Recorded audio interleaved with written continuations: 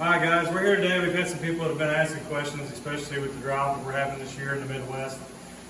What hydroponic fodder, what the benefits are of it with the droughts, nutritionally, cost-wise, a lot of different things like that, because the cost of hay just went through the roof if you're having to buy it, especially with cattle, because cattle's going to go through a lot of it. If you can't raise them on pasture, especially if you're a cow-calf operation, it's going to be hard to make ends meet. So what the hydroponic fodder does for us, and what it can do for a lot of people, is you can actually you can do it a couple different ways. For the smaller ruminant animals that need the higher nutritional value feed, as far as forages, like if they need alfalfa or something like that, this stretches the alfalfa. This stretches your higher quality forages to where, because this is actually just about as good on a nutritional analysis as alfalfa is. The energy is extremely high. It's the protein, depending upon what you use, is going to be lower. Winter wheat and rye gets a little higher in protein than what barley does. We run barley through our system. It comes through at about 14% protein. But you also, it's got some benefits to do in the barley as far as it's less mold, holds together a little bit better in the mats. You can see the roots are right there. They do really well. And this stuff is, we found to be, the deer don't mind it at all. For cattle, everybody that I've seen and talked to that's been done the hydroponic fodder, it takes you more than a day to get them started on it. Sometimes it's 2 or 3 days to get them started on it. So there is some waste for 2 or 3 days. But after the 2 or 3 day mark, they take off on it, and there is no waste whatsoever. They eat the roots and all. Nutritionally, I mean, it's what it provides is it keeps them hydrated, especially in this heat.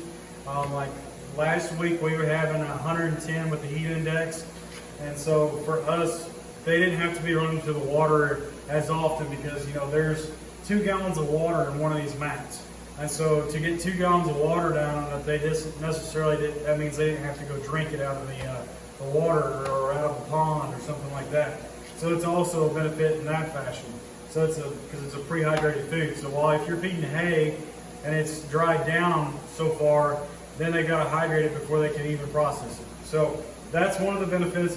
It's already, the water's already there for them to start processing. It's like, I think if I remember right, the TDN is like 90%.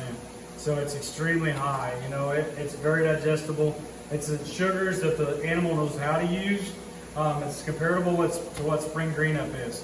A lot of your guys that are using these systems are trying to do farm or grass-fed beef and stuff like that, because what they can do is they can take poorer quality forages and they can add this to it, and they can get the same rate of gain or close to it as what they could off of a medium to high quality hay.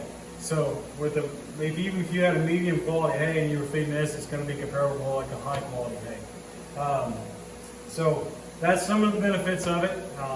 As far as from what we've seen, it is something that you got to watch. You can't just feed as much as you want of it. It's about 2% of their body weight is what we found. That seems to work pretty good. 1 to 2%. 1% is kind of the line for the younger animals, less than a year old, say. Especially for like goats, sheep, deer. The cattle, that would probably be similar to. I'd say you wouldn't want to do more than 1%. But after a year old, you can go up to about 2% of their body weight a day, 2 to 3%. Some of them are doing 3%. Dairy operations in California are high users of the fodder systems because it's something that they can give and actually helps them produce more milk, because it's providing the protein, it's providing the energy they need, and it's also providing water for them to help them make the milk. So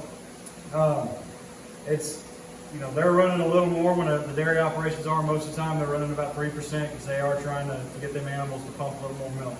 So that's some of the benefits of it. If you guys have any other questions with it, please feel free to reach out. We'd be happy to answer them.